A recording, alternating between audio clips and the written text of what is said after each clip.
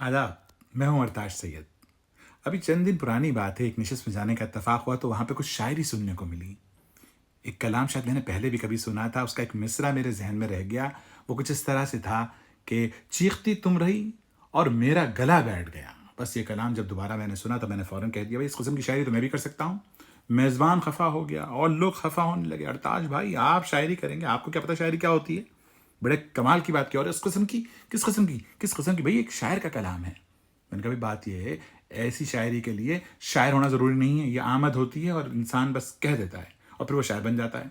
कि नहीं, कमाल की बातें कर रहे हैं अरताज भाई, आप पे आमद हो रही है तो ज़रा सुनाइए कुछ। और फिर क्या था, बस मैं शुरू हो गया। बेगम की मर्जी है जहाँ चाहे बिठा दे मुझको, बेगम की मर्जी है जहाँ चाहे बिठा दे मुझको, अब इस पर क्या लड़ना कि गंदी जगह बैठ गया, अब इस पर क्या लड़ना कि गंदी जगह बैठ गया, मैं जहाँ बैठ गया बैठ गया बैठ गया, मैं जहाँ बैठ गया बैठ गया बैठ गया। यह और बात है कि बराबर वाला उठ गया, यह और बात है कि बराबर वाला उठ गया, और क्या चाहिए था मैं तो वहीं लेट गया, और क्या चाहिए था मैं तो वहीं लेट गया।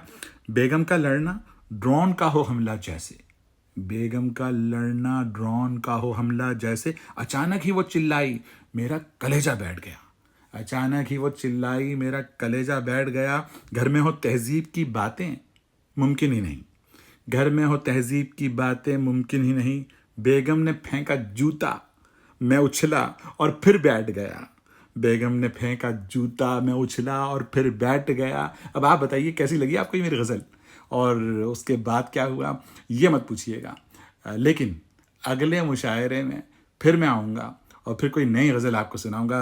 तब तक के लिए मुझे इजाज़त दीजिए, फिर मिलते हैं किसी अगली नशिस्त में। शुक्रिया।